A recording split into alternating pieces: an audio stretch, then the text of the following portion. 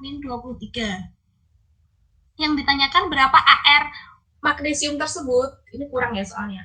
AR unsur Mg, yaitu massa rata-rata atom unsur Mg per 1/12, salah ini, massa atom unsur C12. Kita masukkan angkanya, tadi diketahui massa satu atom unsur magnesiumnya ini, terus C12-nya ini. Berarti ini deh hasilnya. Oke, pasti kalian bisa lihat sini teman-teman. Yeay. Next ya. Oke. Intinya kan di soal udah diketahui terus dimasukkan ke rumusnya. Ini salah 1/12. Kita lanjut aja ke yang lebih penting. Oke, tadi juga penting sih. Yang selanjutnya adalah menentukan massa atom relatif dari isotop-isotop di alam. Nah, materi ini adalah dasar yang kayak diabaikan ya, soalnya dasar banget dek stoikiometri. Tapi materi ini kadang-kadang kui metu malahan. Jadi soal sing gampang ketika kita lupa kan eman banget gak iso ngarep mergo lali. Jadi menurutku ini harus diingat dan harus dihafal. Jadi ada isotop. Isotop itu adalah dua unsur yang mempunyai nomor atom sama. Nomor atom ini sing cilik, oke? Jadi di sini diketahui rumusnya iki ya, ARX mencari AR massa atom relatif unsur X kalau dia itu berupa isotop, berarti lebih dari satu. Itu dicari dengan persen kelimpahan ARX ditambah persen kelimpahan ARX satunya per 100%. Langsung ke contoh. Unsur klor di alam terdapat dalam 35Cl dan 37Cl. Hitung kelimpahan isotop 35Cl. Yang ditanyakan isotop yang ini. Diketahui massa atom relatif Cl 35,5.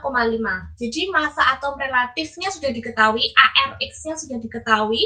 Ini, nah kita ditanya menghitung kelimpahan isotop Cl35. Misal kelimpahan Cl35 dilambangkan dengan X. Biasanya yang dicari itu dilambangkan dengan X, maka kelimpahan Cl yang 37 itu 100 min X. Karena unsur Cl di alam 100%. Jadi kalau satunya X%, yang satunya 100 dikurangi X% sisanya. Unsur Cl di alam 35,5 sama dengan ya, X% dari nomor masanya Cl35, X% kali 35 ditambah satunya tadi persennya 100 min X% dikali 37 per 100%. Dikali silang 3550 sama dengan ini dikalikan ya 35X plus 3700 dikalikan ke kurung nih sama menjadi 2X sama dengan 150, X sama dengan 75. Jadi kelimpahan isotop 35Cl adalah 75. Di sini ada yang ditanyakan. Jelas ya, saya answer. Sampai sini.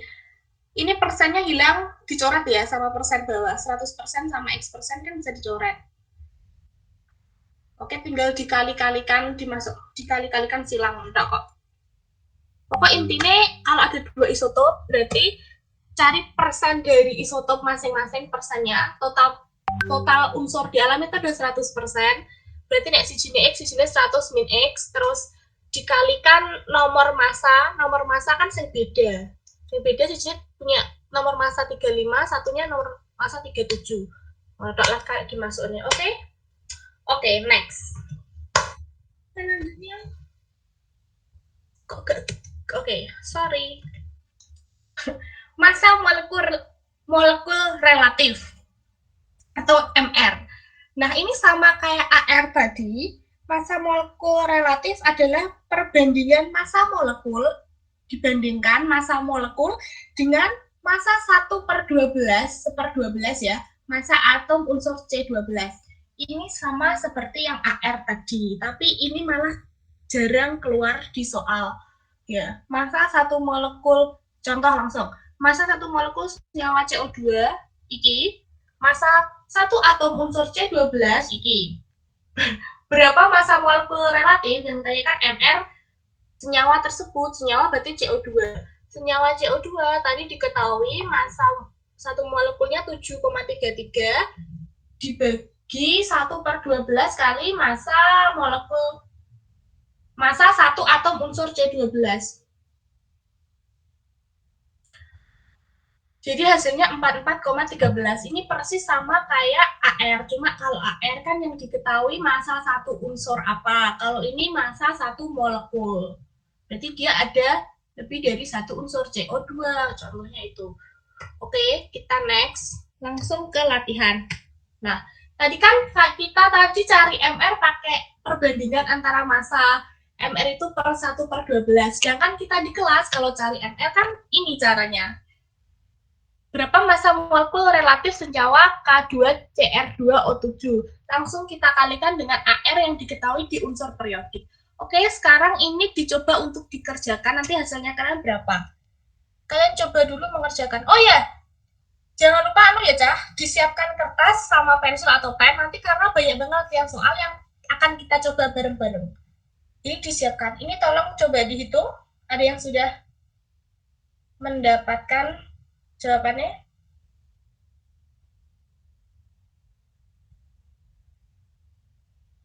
294. 294? Oke, kita lihat jawabannya. Betul. Jadi, ini mas iso kabeh ya, sini yakin aku sumpah wong bendino lek kimia di kelas iki kok. K kan tadi diketahui AR-nya 39, lah K-nya ada 2, berarti 39 dikali 2. Terus CR-nya juga ada 2, AR CR 52, terus 16 ARO dikali 7. Ditambahkan 294 ya, 294. Jadi ketika di kelas atau mengerjakan soal UTBK, kita cari MR-nya yang seperti ini, bukan yang 1/12 tadi. Oke, tipes. Kata mah ya istilahnya tipes sih. Next, langsung ke hukum dasar kimia. Hukum dasar kimia itu ada, di sini ada 5. Yang pertama ada hukum Lavoisier atau hukum kekekalan massa. Yang kedua ada hukum Proust atau perbandingan tetap, hukum Dalton, kelipatan berganda, hukum Gay-Lussac, perbandingan volume, serta hipotesis Avogadro. Jadi hukum dasar kimia merupakan hukum dasar yang digunakan dalam perhitungan kimia. Ini kadang keluar di UTBK, tapi beberapa tahun ini keluar. Hukum-hukum dasar kimia keluar di UTBK. Yang pertama adalah hukum Lavoisier atau hukum kekekalan massa pada reaksi. Dalam sistem tertutup, massa zat sebelum dan sesudah reaksi adalah tetap. Ini kelas 10 sudah ya, mestinya iso sih besan, kabeh. Contoh, 3 gram gas hidrogen bereaksi dengan 24 gas oksigen. Ini O2 H2 menghasilkan 2H2O. Kalau direaksikan gitu ya. Membentuk 27 gram air atau H2O. Nah, kita tadi mereaksikan 3 gram dengan 24 gram menghasilkan 27 gram. Jadi, massa yang kita reaksikan itu sama dengan massa hasil yang kita dapatkan. Jadi selalu tetap, kekekalan massa. Massanya kekal atau tetap. Oke, next ya. Next ada hukum Proust. Hukum Proust menyatakan perbandingan massa pada reaksi. Perbandingan massa unsur-unsur membentuk senyawa selalu tetap. Contohnya, ada tabel hidrogen akan bereaksi dengan oksigen membentuk molekul air H2O dengan perbandingan 1:8. Selalu 1:8. Jadi di sini diketahui ada H2 dan gas hidrogen dan gas oksigen menghasilkan air. Di sini ada 1 gram hidrogen bereaksi dengan 8 gram oksigen. Nah, dia menghasilkan 9 gram H2O. Ini sesuai hukum kekekalan massa juga nyambung ya. Yang direaksikan 9 gram, hasilnya juga 9 gram. Terus kita menambahkan hidrogen. Hidrogennya ditambahkan 1 gram dengan jumlah oksigennya tetap yaitu 8 gram. Hasilnya tetap 9 gram. Karena apa? Karena 8 gram oksigen, gas oksigen hanya membutuhkan 1 gram hidrogen. Sehingga walaupun kita menambahkan 1 gram hidrogen, 1 gram tadi tidak bisa bereaksi karena tidak ada oksigen lainnya yang dapat bereaksi dengan dia. Gitu, berarti dia akan menghasilkan sisa hidrogennya ya tadi akan dalam bentuk sisa 1 gram atau artinya tidak bereaksi yang 1 gram kita tambahkan tadi. Berbeda dengan yang ini, kita juga menambahkan gas oksigen. Oksigennya kita tambahkan 9 gram sehingga ketika satu hidrogen membutuhkan 8 gram oksigen, 2 hidrogen berarti butuh 16 gram oksigen sehingga dia bisa bereaksi 2 gram ini bisa bereaksi semua karena oksigennya memenuhi tapi oksigennya itu masih 1. Nah masih 1 ini tidak bisa bereaksi dengan hidrogen karena hidrogennya sudah tidak ada, maka dari itu dia hanya bereaksi 16 gram saja terus masih sisa 1 gram. Ini juga sama yang terakhir, langsung next. Hukum Dalton menjelaskan bahwa 2 unsur atau lebih dapat membentuk lebih dari 1 senyawa yang berbeda. Contohnya, langsung contoh. Walaupun air H2O2, massa hidrogen dan massa oksigen akan berbanding 1:8. H2O perbandingan hidrogen dan oksigennya 1:8. Sedangkan dalam hidrogen peroksida, H2O2 perbandingan massa hidrogen dengan massa oksigennya 1:16. Perbandingan H dibanding O dalam H2O adalah 2 karena ARH1 dan ARO 16. Jadi perbandingannya 1:8. Perbandingan H dibanding O dalam H2O2 atau hidrogen peroksida 2:32 karena O-nya juga ada 2 jadi dikalikan 2 sama dengan 1:16. Dalam hidrogen yang sama masanya dapat bersenyawa dengan 1 oksigen yang masanya berbanding sebagai 8:18 atau 1:2.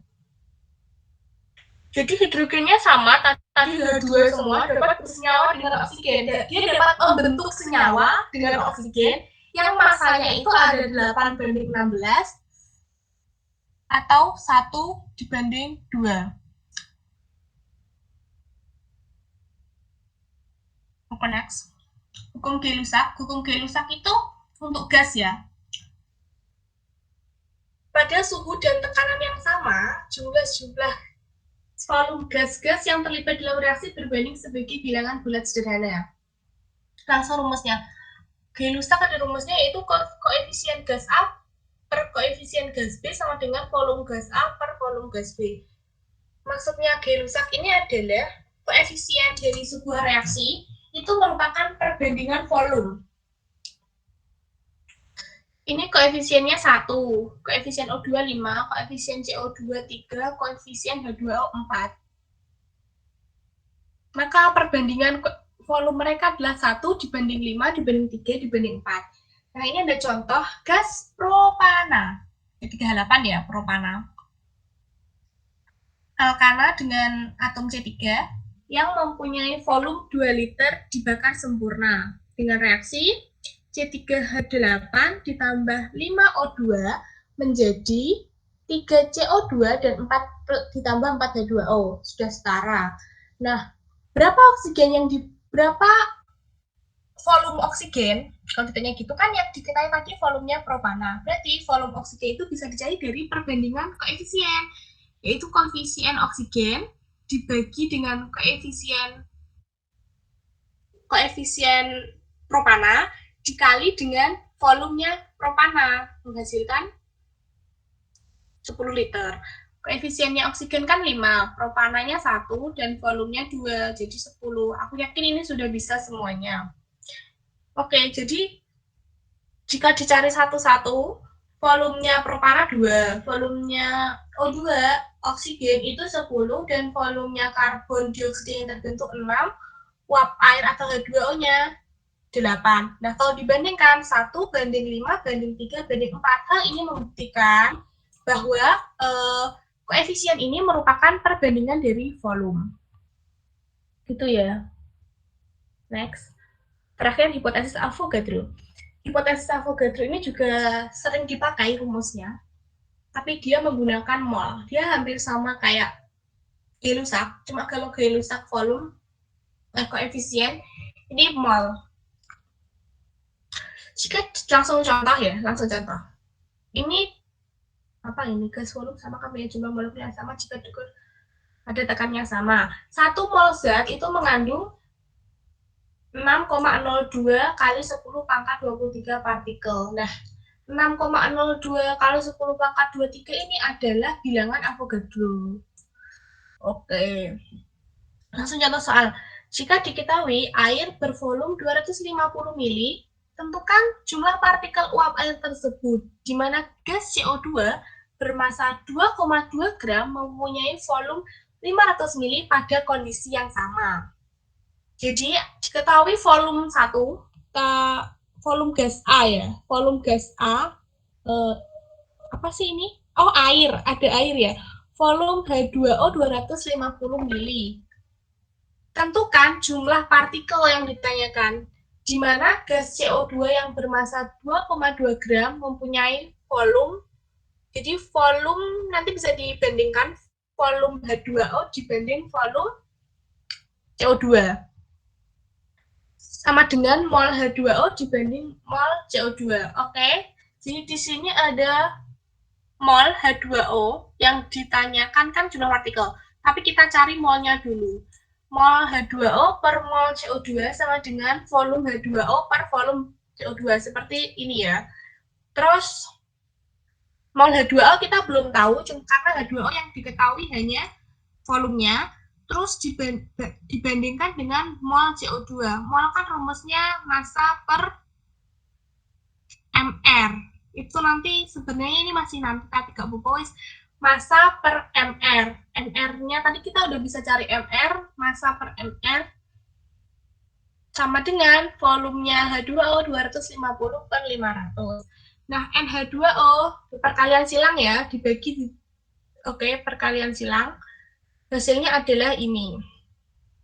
Nah, jumlah partikel itu adalah mol dikali bilangan Avogadro. Ini nanti sih, masihan sebenarnya. Tapi gak apa ya. Oke, next. Wes pokok intinya gitu ya, cari bandingnya iki. Tidak loh sing ikut dibandingnya sini. Jadi rumusnya pokok mol gas A dibanding mol gas B sama dengan volume gas A banding volume gas B. Nanti dibahas mendalam di belakang. Kita lanjut ke konsep mol. Merupakan satuan yang dibuat untuk mempermudah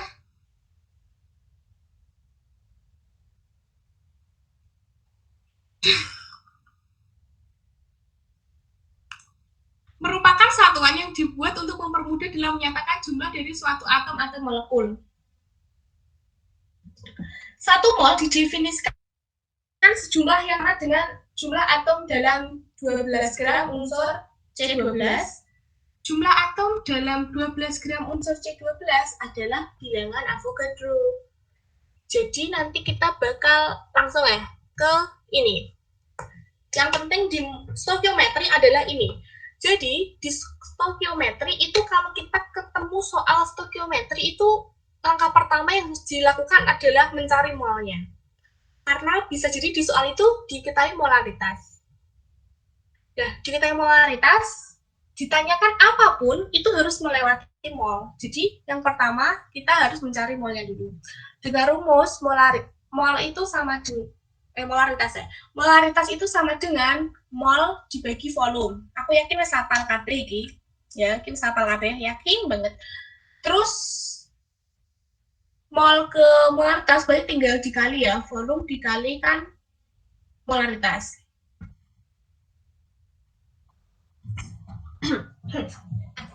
Bentar ya.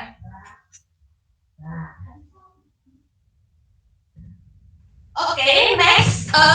Sekarang jumlah partikel.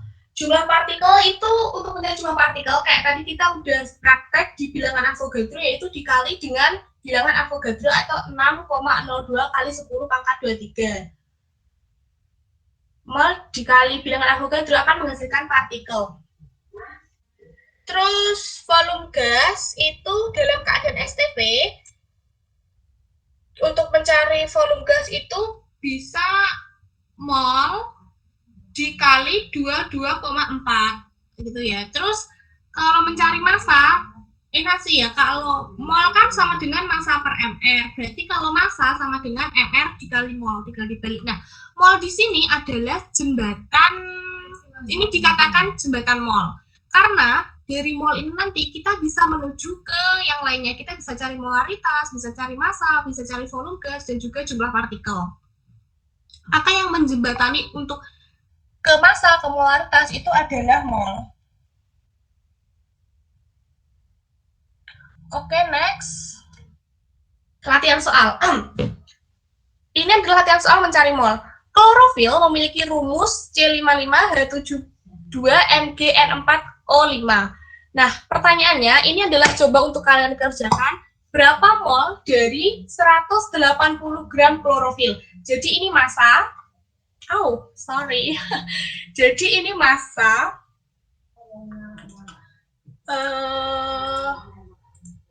Jadi itu massa. Coba kalian cari berapa mol dari 180 gram klorofil. Diketahui massa. Mol kan rumusnya sama dengan massa dibagi dengan mr. Nah, ini ada massanya. Nah, mr-nya klorofil. Terus berapa mol karbon dalam 180 gram klorofil? Yang ketiga, berapa massa unsur nitrogen dalam 180 gram klorofil? Ada yang mau mengerjakan dan sudah mendapatkan hasilnya?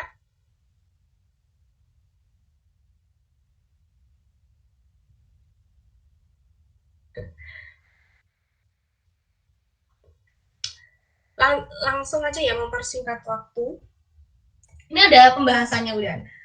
Mol dari 180 gram klorofil. Mr klorofil itu 882.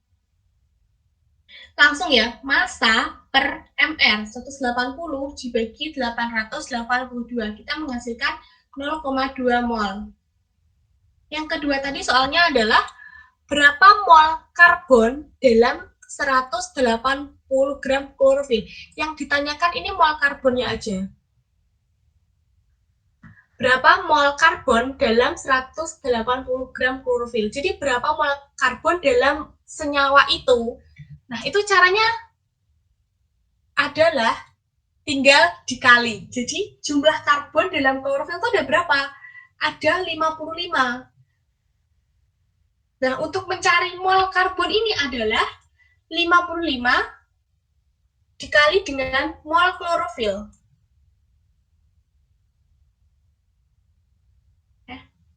Oh, ini mencari massa. Ini mencari massa, ini soalnya salah. Berapa massa karbon dalam 180 gram klorofil? Nah, itu tinggal jumlah karbonnya, gram kok ini. Bukan N ya, tapi massa. Nah, itu 55 jumlah karbon dikali dengan molnya klorofil. Terus soal nomor 3, itu adalah berapa massa unsur nitrogen dalam 180 gram klorofil. Ini ada kesalahan. No, enggak. Oh, bener mol kok, nomor 2 bener mol, ini satuannya yang salah. Itu bener cari mol lah. Cari mol itu bisa pakai langsung molnya karbon, molnya klorofil dikali dengan jumlah unsurnya ya. Next, kalau ini cari massa baru nomor 3. Berapa massa unsur nitrogen? Massa nitrogen N4 ini dalam klorofil. 180 gram klorofil. Nah, untuk mencari massa itu adalah jumlah unsur N dikali dengan AR N dibagi dengan MR klorofil dikali dengan massanya klorofil. Ini semuanya sudah bisa, saya yakin. Cuman yang nomor 2 ini tadi emang bisa ya, kita cari mol tinggal jumlah jumlah unsur itu dalam senyawa itu berapa, terus dikali molnya senyawa itu. Nanti kita dapat molnya unsur itu. Next, ada rumus empiris dan rumus molekul.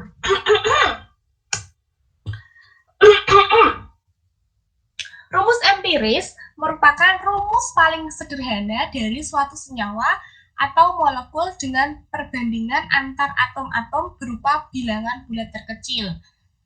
Untuk mencari rumus empiris, kita akan membandingkan mol A dibanding mol B dan dibanding mol C. Oke. Sekarang rumus molekul adalah merupakan rumus sesungguhnya dari suatu senyawa. Biasanya rumus molekul dicari setelah diketahui rumus empiris suatu senyawa. Nah, rumus molekul itu sama dengan rumus empiris dikali M ini adalah MR ya, MR senyawa. Contoh soal. 200 gram senyawa organik mempunyai massa molekul relatif 180. Berarti ini ada massa, ada MR. Senyawa ini terdiri dari 40% karbon dan 6,6% hidrogen. Dan sisanya adalah oksigen.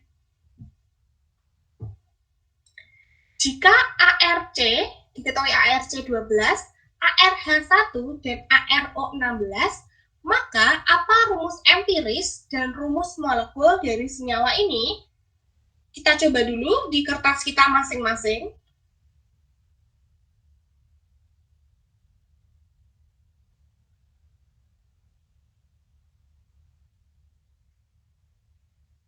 Kalian coba dulu, tadi rumusnya adalah, cara rumus empiris adalah mol A dibanding mol B dibanding mol C. Mol tadi rumusnya adalah massa per MR, berarti massa A per MRA dibanding massa B per MRB dibanding massa C per MRC.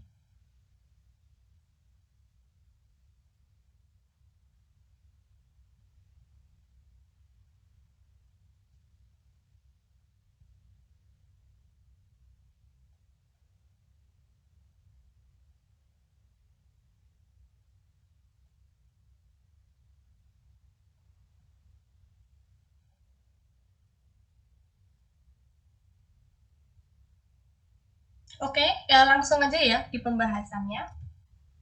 Ini dia pembahasannya. Nah, tadi diketahui ada 40% dalam suatu senyawa itu 40%-nya adalah unsur C. Lah, massa senyawanya adalah 200 gram. Berarti berapa massa unsur C? Massa unsur C adalah 40% dikali 200 gram tadi, karena dia adalah 40% dari senyawa itu. Maka massa unsur C itu adalah 80 gram. Yang kedua kita cari massa H. Massa jumlah H dalam senyawa tersebut tadi adalah 6,6%. Maka massa H adalah 6,6% dikali massa senyawa tersebut 200. Dia berarti massa H adalah 13,2 gram. Massa O berapa? Berarti kalau totalnya 200, yang 80 gram sudah massanya C dan yang 13,2 gram massanya H, berarti massanya O adalah 200 dikurangi 80 ditambah 13,2 sama dengan 106,8. Nah, kita cari rumus empirisnya dengan rumus ini. Mol C dibanding mol H dibanding mol O. Dengan mol rumusnya adalah massa per AR. Karena kita nggak tahu jumlah C-nya berapa, jadi di sini massa per ARC dibanding massa H per ARH dibanding massa oksigen per AR-nya O. Nah, ini menghasilkan 6,67 dibanding 13,2 banding 6,67. Nah, semua ini kita bagi dengan 6,67 menghasilkan 1 banding 2 banding 1. Berarti rumus empirisnya adalah C H2O. Terus ini rumus empiris. Nah, rumus molekulnya mencarinya adalah Rm sama dengan rumus empiris dikali dengan N atau NR-nya. Nah, MR senyawa tadi diketahui ya. Nah, MR-nya massa molekul relatifnya adalah 180. Maka di sini adalah 12N, kan ini dikali 12N ditambah 2N ditambah 16N sama dengan 180. 30N sama dengan 180. N sama dengan 6. Nah, ini gimana sih? Kita cari dulu MR-nya yang ini loh. MR-nya CH2O. CH2O MR-nya berapa? C kan 12 ditambah H2 berarti 14 ditambah O16 berarti MR-nya ini 30. 30 ini sorry, aku tadi salah ternyata, Cah. Sorry ya, Cah. Sorry, miare. N ini bukan MR. Sorry. N ini adalah N ini adalah pengalinya nanti. Jadi rumus molekul itu sama dengan rumus empiris dikali N. Nah, rumus molekulnya itu apa yang dimaksud rumus molekul? Rumus molekul itu adalah MR dari rumus molekul tadi. MR-nya kan 180. Tadi di soal kan diketahui MR senyawa itu 180. Nah, sedangkan kita cuma punya CH2O dari rumus empiris. Ini yang MR-nya 30 gitu. Jadi untuk mencapai 80 itu harus dikali berapa? Makanya MR-nya ini 30 dikali N sama dengan 180. Nah, maka dari itu didapatkan N-nya 6, sehingga rumus empirisnya dikalikan 6. C6, H12, O6. Ada yang ditanyakan? Sorry, salah tadi. Ada yang ditanyakan sampai sini rumus empiris dan rumus molekul? Belum, Her. Oke, next. Adalah reaksi pembatas. Reaksi pembatas adalah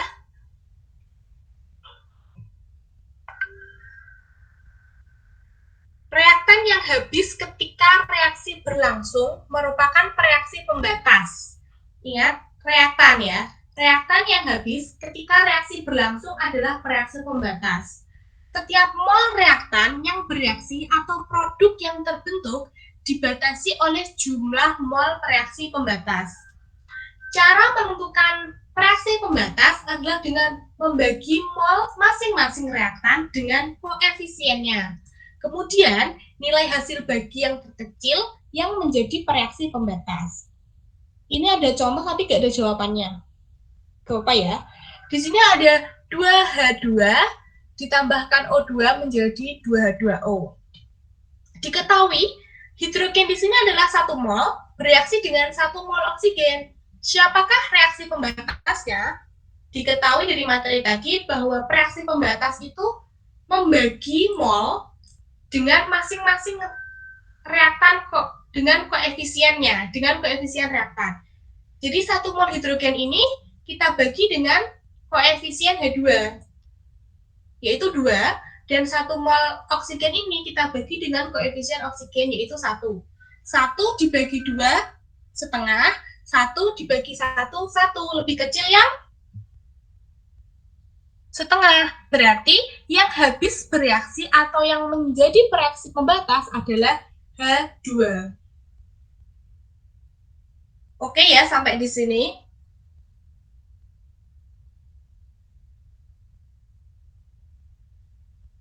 Oke sih, oke. Next. Nah, next ini perhitungan kimia, ini bukan materi, ini soal.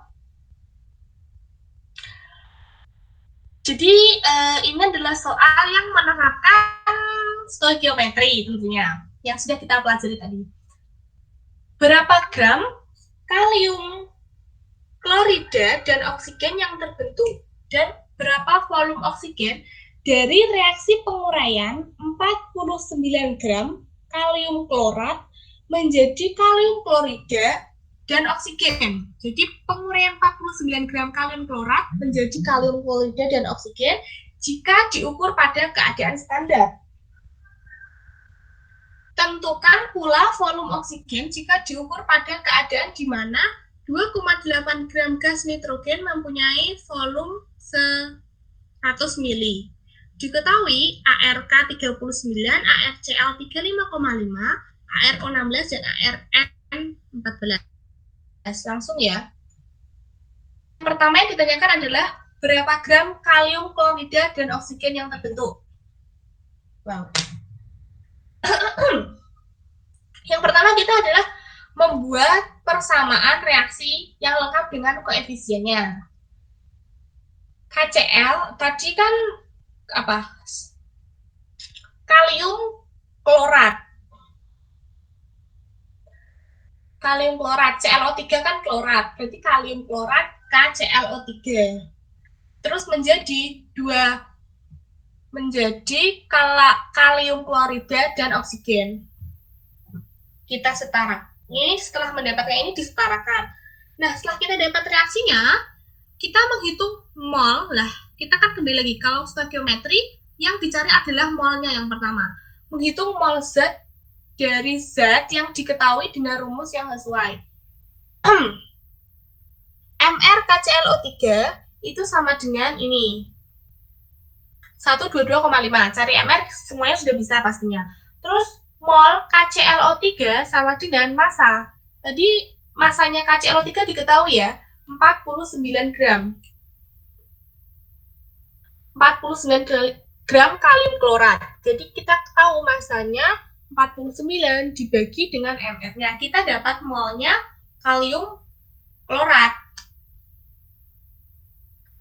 Yang kedua, menentukan mol zat yang ditanyakan berdasarkan pada perbandingan koefisien reaksi. Nah, jadi perbandingan koefisien reaksi ini ketika dia gas, dia adalah perbandingan volume gas. Tapi ketika dia bukan gas atau reaksinya ini bukan seluruhnya gas, dia itu adalah perbandingan mol. Maka kita bisa mencari mol KCl dengan membandingkan koefisien KCl dibagi dengan koefisien kalium klorat dikali dengan mol kalium klorat. Oke, dan didapatkan mol KCl-nya adalah 0,4. Mol O2 di bawahnya ya. Mol O2 juga sama dengan membandingkan koefisien O2 3 dibandingkan dengan koefisiennya berapa? Koefisiennya KClO2 dikali dengan 0,4 mol sama dengan 0,6 mol. Nah, didapat kita sudah biasa sih mengerjakan soal ini di kelas.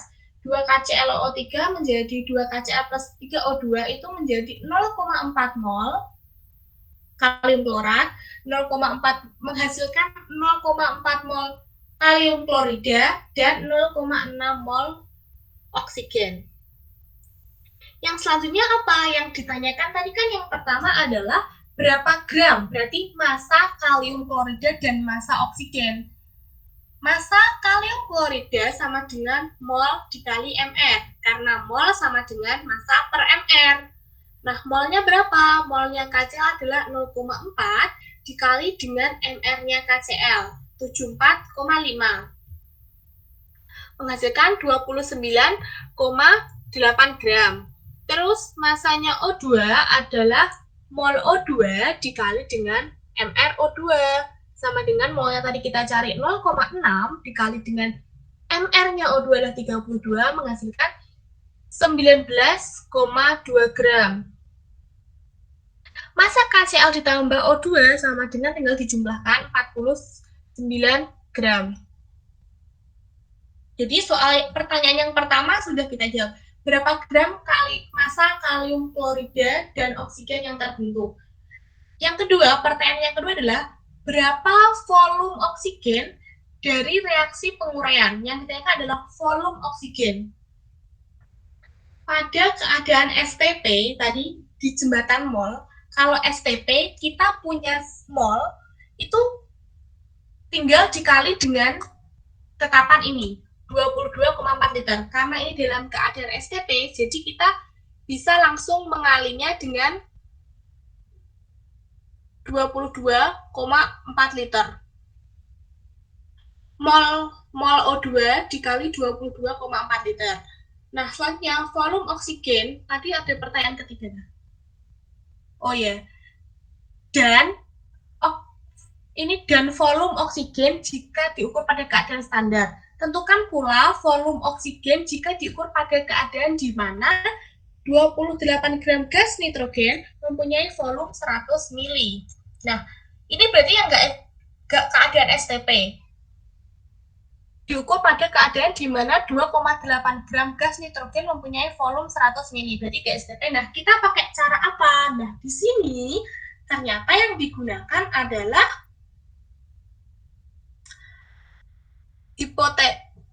punyanya Gay-Lussac. Punyanya Avogadro. Makanya Avogadro itu sering digunakan, yaitu sama dengan mol tadi loh, mol A per mol B sama dengan volume A per volume B.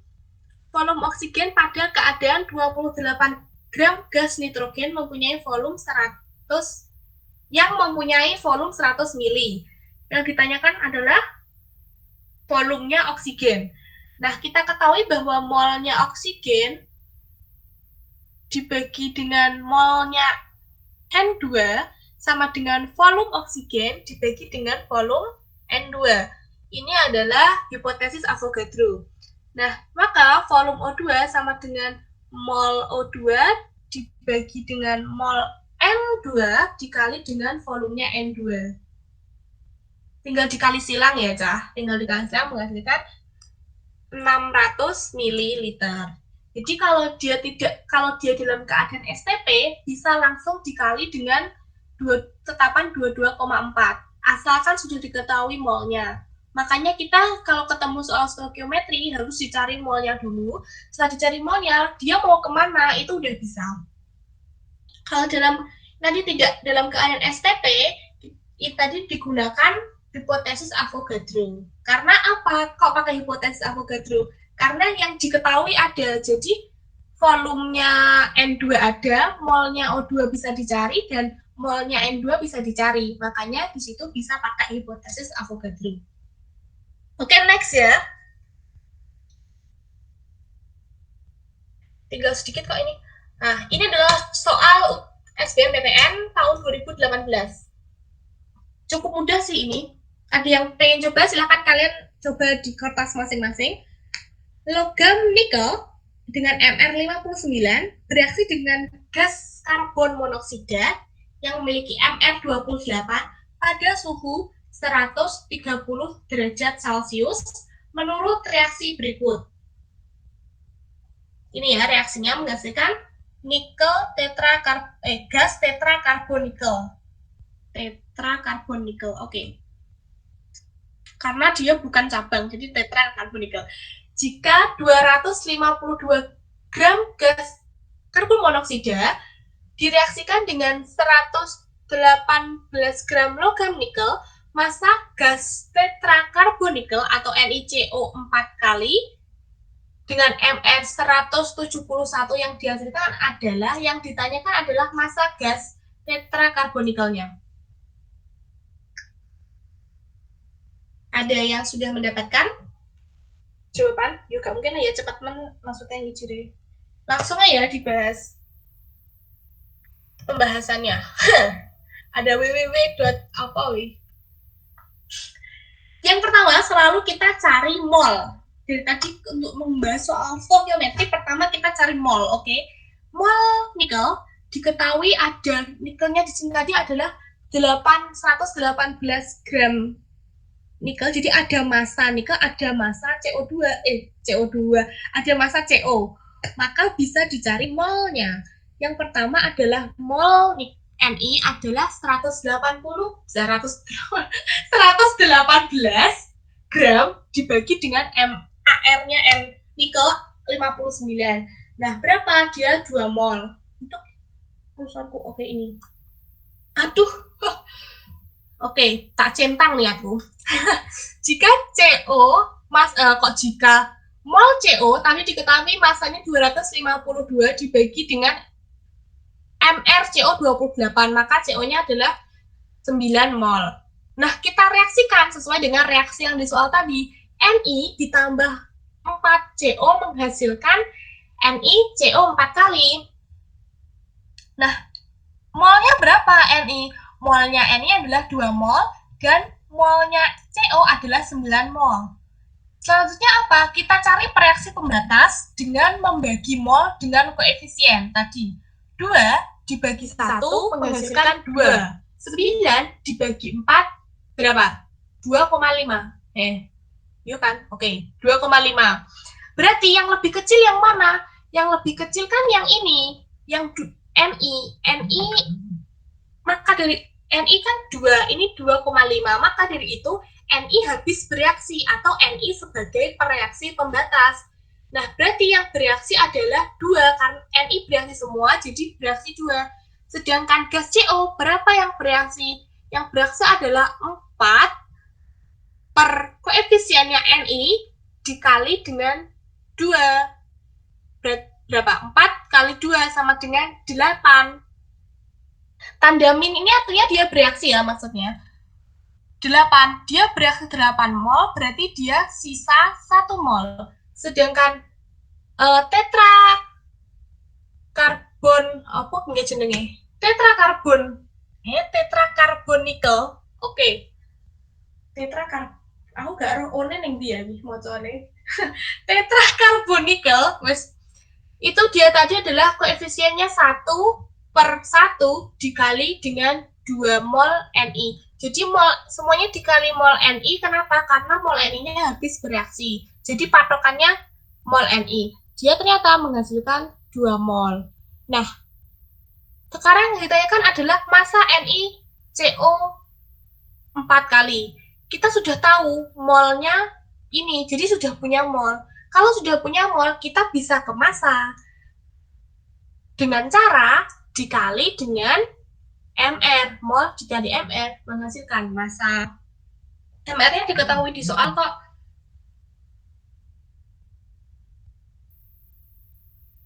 Oke, next ya. Soal nomor apa ini? Soal nomor 3. Ini soal terakhir.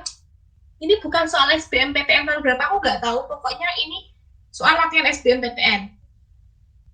Jika suatu oksida nitrogen mengandung oksigen sebanyak 36,37% berat, maka rumus molekul senyawa tersebut adalah, yang ditanyakan adalah rumus molekul. Langsung saja, dari soal diketahui massa oksigen itu 36,37%. Nah, tadi apa? Oksida nitrogen, berarti unsurnya ada unsur nitrogen dan unsur oksigen. Kita ketahui oksigennya itu 36,37% dalam senyawa tersebut.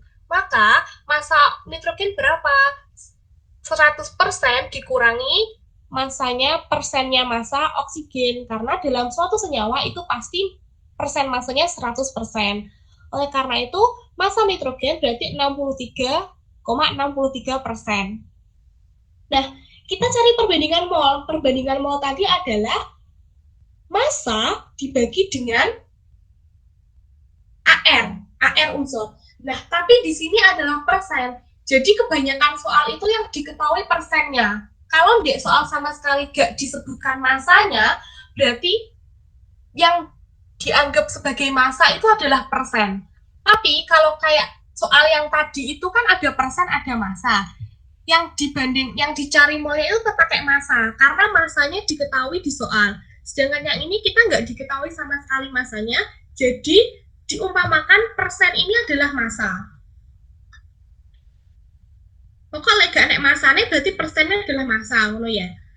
Berarti kan massa N tadi 63,63 dibanding ARN 14, terus dibanding dengan massa oksigen 36,37 per AR oksigennya 16. Nah, dibagi dihasilkan 4,5 banding 2,25.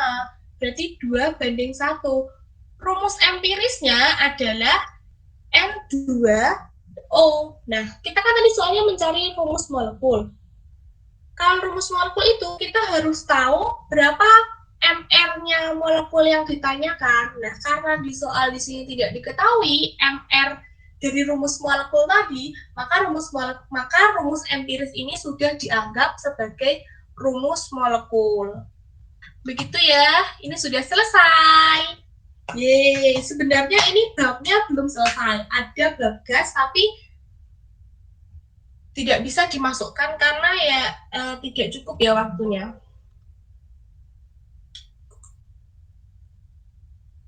Oke deh. Iya. Oke, Cah.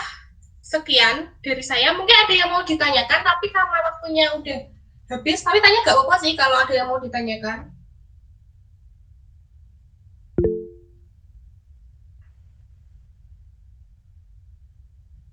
Oke ya, pembahasan stoikiometri sampai di sini dulu. Intinya tadi kalau pasti udah paham kalau kita harus cari mol, nggak kok. Aku yakin deh soal-soal dek materi tadi sama soal tadi kalian sudah bisa semuanya. Oke, jadi untuk kejar kimia hari ini kita akhiri sampai di sini dulu. Terima kasih buat yang udah menyempatkan waktunya buat ikut kejar kimia hari ini, dan jangan lupa ya guys untuk ikuti kejar-kejar selanjutnya di mata pelajaran apapun. Terima kasih. Wassalamualaikum warahmatullahi wabarakatuh. Waalaikumsalam warahmatullahi wabarakatuh. Absen ya guys? Absen kan? Kan absen ya gak sih? Wes di chat.